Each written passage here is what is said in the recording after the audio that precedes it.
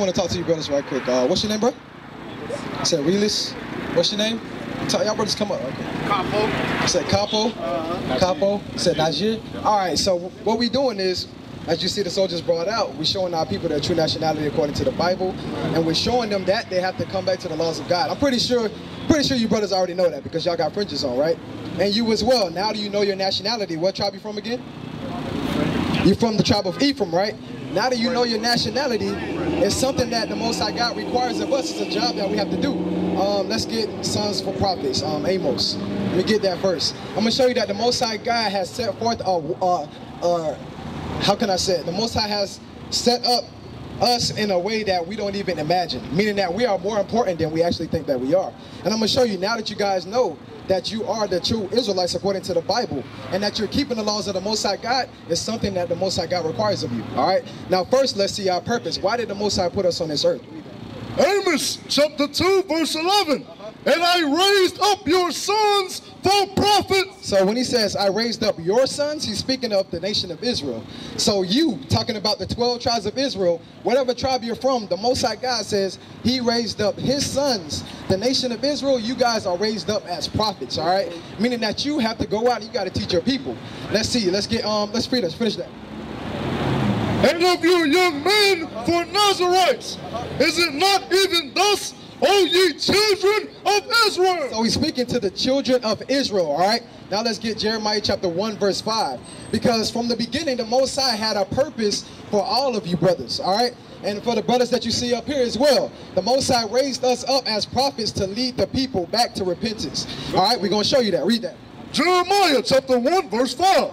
Before I formed thee. So the Most High said before he formed us, meaning before we were even on this earth, all right, before we was in our mother's womb. Go ahead. In the belly I knew thee. So the Most High knew us from the beginning, all right? He says before he formed you, he knew you, all right? He already knew the purpose that you would be doing on this earth. Read that. And before thou camest forth out of the womb, I sanctified thee, and I ordained thee a prophet. So the Most High God ordained you brothers to be prophets. Once again, he raised up the sons of Israel to be prophets, all right? So now this is the question, Psalms chapter 94 verse 16.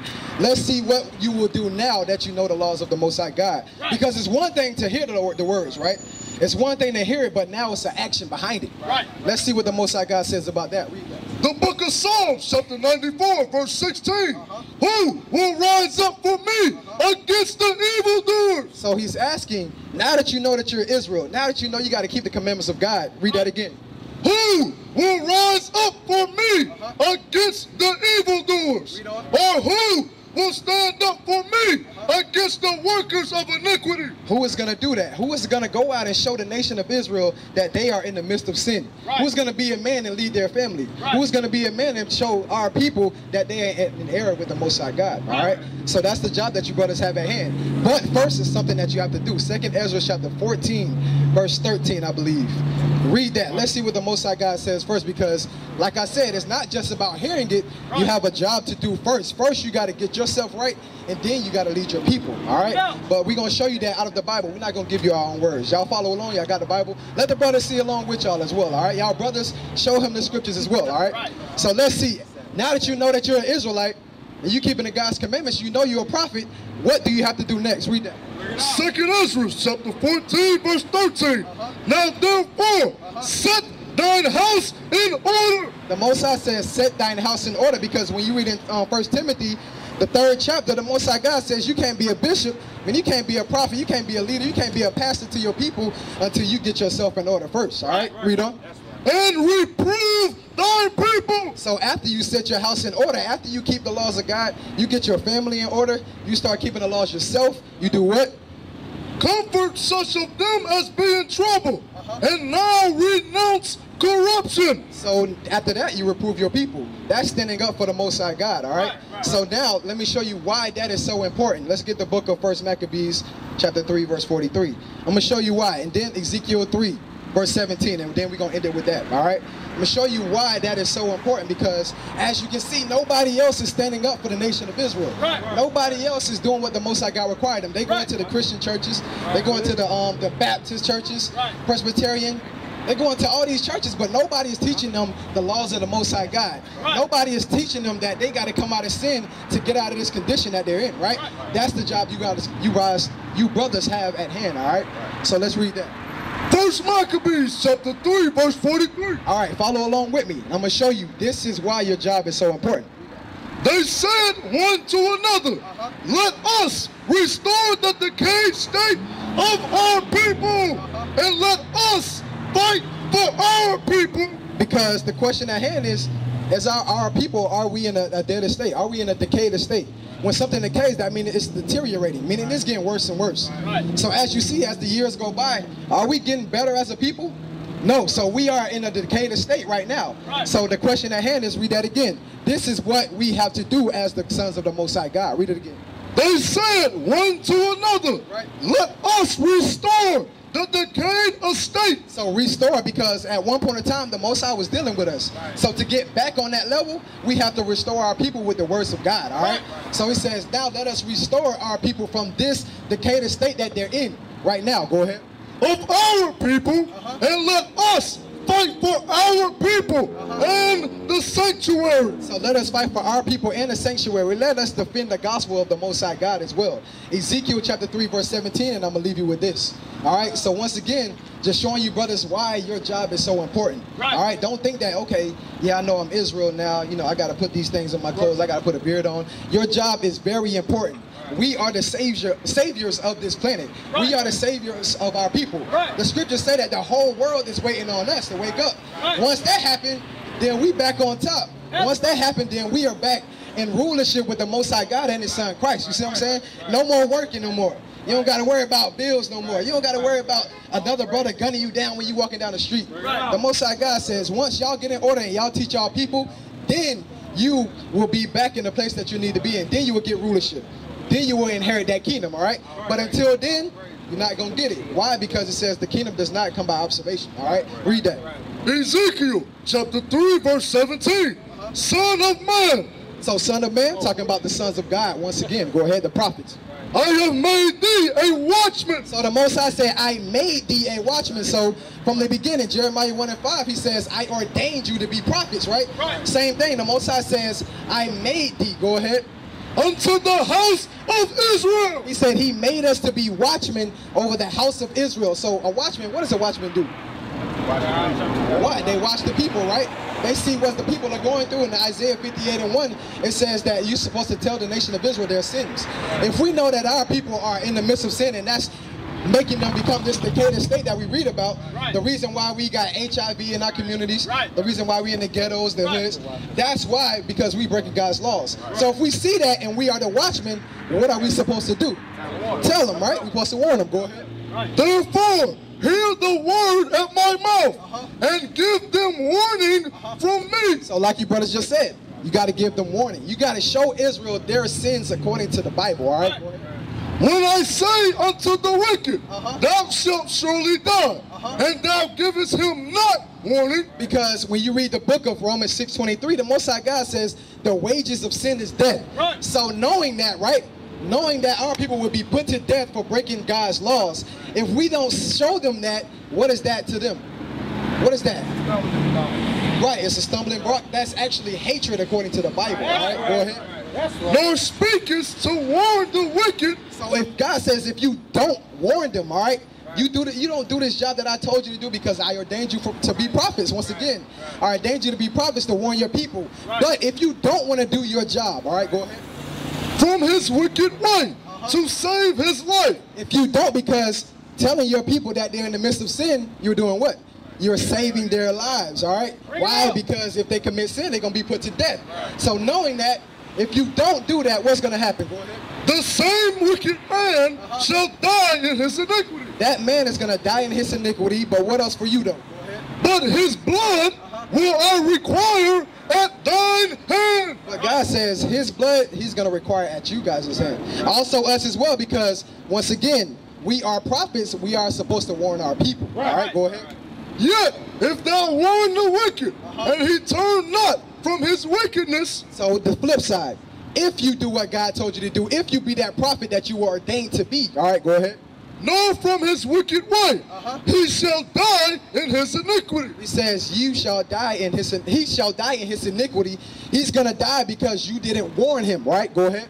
But thou hast delivered thy soul.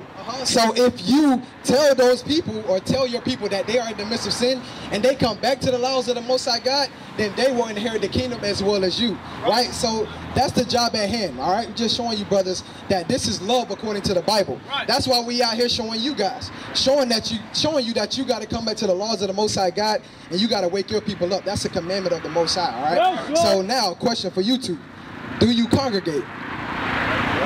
Where do you congregate at? We congregate amongst each other. You said amongst each other, all right? Hebrews chapter 10, verse 25. I'm going to show you something as well. Leviticus 23 as well. How you doing, sis? How you doing, buddy? What's your nationality according to the Bible? Actually, Puerto Rican, all right? You will be from the tribe of Ephraim, sis, all right?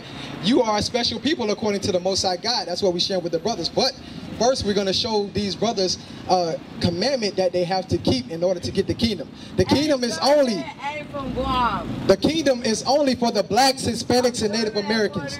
You are the Israelites according to the Bible. So now, let's see that commandment. Let's get Hebrews chapter 10, verse 25. Hebrews chapter 10, verse 25. Not forsaking the assembling of ourselves together. All right, so what is that talking about? When we assemble ourselves together, what does that mean? Gather, right? Meaning congregate. That's what it's talking about. Leviticus, the 23rd chapter, goes into that as well. Holy convocation, meaning we're supposed to gather together as a people, all right? Zephaniah 2:1 goes into that too. But the Most High God says not to do. Go ahead. Read it from the top again. Not forsaking the assembling of ourselves together. He says, don't forsake that thing, meaning come together as a people, all right? Go ahead. As the manner of some is, but exhorting one another. So let's not skip past that part. It says, as the manner of some is, because some people think that, okay, I know I'm Israel, I keep the commandments, I keep some of the commandments, because congregating is one of them. They're not keeping that one, but they think that, okay, as long as I know the Bible, I read the Bible, I keep some of the commandments, I'm good. But the Most High God says another commandment that you have to keep to inherit the kingdom is congregating, not forsaking that assembly. So you guys have to come again together with other brothers that are like-minded as well, just like yourselves. All right, go ahead. And so much the more as ye see the day approaching. So the Most High says even more, you should want to do that thing more and more as you see the day approaching, because as you guys know, we all read the Bible, we understand that prophecies are being fulfilled every day. So the Most High God says, as you see that day approaching, come together more and more. Why? So that we can build each other up, because I might have a sin that I'm dealing with, right? I might deal with lust. Every time I see a sister, I might want to look at her because idleness teaches evil, right? I'm constantly be in the midst of wickedness because I'm constantly by myself, so I'm going to do what I want to do. Ain't nobody checking me. So now, since we come together, what are your brothers, your fellow brethren that know better, what are they going to do for you? They're going to rebuke you. Right, they're going to rebuke you, they're going to correct you. That's love, once again. So in order to stay in line, you got to be with your brothers. You got to congregate, all right? That's why that's so important. We helping each other to get to the kingdom. All right, read on. Verse 26, for if we sin willfully, after that we have received the knowledge of the truth. So the Most High says, if we sin willfully, because now you all know, you all attest to congregating is a commandment. So the Most High says, if you sin willfully now, if you're not congregating, what's going to happen? Go ahead. There remaineth no more sacrifice for sin. The Most High says there's no more sacrifice for sin, meaning that you're going to be guilty of not keeping that commandment. All right? What you got, officer? Yes, let's get that. Leviticus 23. Let me show you once again that you're supposed to congregate in the Bible. All right, go ahead. Leviticus chapter 23, verse 1. And the Lord spake unto Moses, saying, speak unto the children of Israel. Speak to the children of Israel, which you all know you are. Go ahead. And say unto them, concerning the feast of the Lord, which ye shall proclaim to be holy convocations. So holy convocations meaning gatherings, all right? Once again, Zephaniah chapter 2, verse 1. We're going to end it with this. Show you once again that gathering together is a commandment of the Most High God, right? You said, when do we gather together? We gather together throughout the week. But we gather together on the Sabbath day, which is today according to the Bible. That's the day that the Most High God told us to keep His Sabbath day holy. One of the ways that you keep the Sabbath day holy is by coming together and having that holy convocation that we just read about. All right, and we're gonna show you that. We're gonna give you the address, give you the information as well. All right, read that. 6 days shall work be done, but the 7th day is the Sabbath of rest and holy convocation. So once again, there it is. The Most High says 6 days. So what is that talking about when He says 6 days shall you work and then on the 7th day you rest? What's that talking about? It's talking about the Sabbath day, right? What is today? Today is the Sabbath day. So what did He say do again? Read that part again. 6 days shall work be done, but the 7th day is the Sabbath of rest. 7th day, talking about today, Saturday. Go ahead. In holy convocation. Meaning a holy gathering. So what are you supposed to be doing today? Right, gathering together. All right. So now let's get Zephaniah 2:1, showing you one more time why the Most High God says it's important for us to gather together as a nation. All right. Read that. Zephaniah chapter 2 verse 1. Gather yourselves together. Once again, saying the same thing. The Most High always repeats the same thing over and over. Why? Because we are hard-headed people. So He has to constantly go over that same thing over and over again until it clicks, until we get it. So He says, gather together again. All right, go ahead. Yea, gather together, O nation not desired. Once again, we are decayed estate. So that nation that's not desired, it's talking about the blacks, Hispanics, and Native American Indians, the Israelites according to the Bible. So now He says that nation that's not desired, nobody likes them, nobody wants to be among them, nobody wants to deal with them. He says, y'all, within yourselves, gather together. All right, go ahead. Before the decree bring forth, before the day pass as the child. Same thing Hebrews was saying. As you see the day approaching, the Most High God says, when that destruction is about to come, that's when y'all should be gathering together again, all right? You should be gathering together to build each other up. Why? Because you know Christ's coming back, and it's important that you stay in line with the laws of God, all right? Before the fierce anger of the Lord come upon you, before the day of the Lord's anger come upon you. So before that day come, gather together, all right? Is it more on that? All right, Psalms 133, and that's it. We're going to leave it with this. I'm sorry, all right? Psalms chapter 133, we're going to leave you with this, all right? And show you why, because we don't come together, we don't just come together, and a lot of people just think that, okay, when you come in the truth, it's boring, man. All y'all do is read the Bible. My cousin actually said that. He said, all y'all do is sit in the room all day and read the Bible all day? Come on, bro. Before I came in this truth, my life was without purpose. When I first came in this truth, and I understood the high holy days that we keep, we got it together almost every day of the week. If I'm going through a hard time, these brothers right here helped me in that situation, all right? Whenever I went through something without a problem, they was always there. Nothing that my family ever did for me. You see what I'm saying? So this is your real family right here. Now that you come to the laws of the Most High God, you will understand that, all right? So now let's see why it is important for the brothers of the nation of Israel to come together. And not only just you brothers, the wives as well, our wives, our children, all right? So if you have wives, which you're supposed to be married, all right? If you have a girlfriend, you're dealing with a woman. If you have a wife, bring them as well so they can meet the other sisters, all right? But this is why it's important to keep that law. Psalms chapter 133 verse 1. Behold, how good and how pleasant it is for brethren to dwell together in unity. So the Most High God says that's an amazing thing to Him. When He sees brothers dwelling together in unity, He's seeing His sons gathering together. He says that's a beautiful thing in the sight of the Most High. All right, go ahead. It is like the precious ointment upon the head that ran down upon the beard, even Aaron's beard. So it's talking about that precious ointment that ran on Aaron's beard. It was irreplaceable, meaning that it's priceless when brothers come together. You can't replace that. That's an amazing moment to the Most High God. He loves that thing, all right? So that's the problems, that's the situation that we have at hand, brothers. So are y'all willing to take on that challenge? That's the question. James chapter 1 verse 22. I'm going to end it with this. I keep saying that, I'm sorry. But I'm going to end it with this, all right? James chapter 1 verse 22, all right? So all the scriptures that just came out, are you willing to adhere to the laws of God? Now that you know that you're a prophet, what are you going to do now, all right? Read on. James chapter 1 verse 22. But be ye doers of the word. All right, hold on. Hey, brother, y'all listening, right? This is for you as well, brother, because I believe we spoke to you before at one point in time, all right? So now that you know the laws of God, see you got the fringes on too, all praises. So what we're doing is, showing our brothers and showing you guys how important your job is, all right? So now, this is the question at hand. Now that you know that you're supposed to congregate, what do you do now, all right? Go ahead. But be ye doers of the word. The Most High God says, be you doers of the word, meaning it's an action behind it. So like I said once before, don't just hear it. It's something you got to do because you're going to be held accountable for that thing, all right? Right. And not hearers only. So be you doers and not hearers only, all right? So with that, I'm going to say shalom.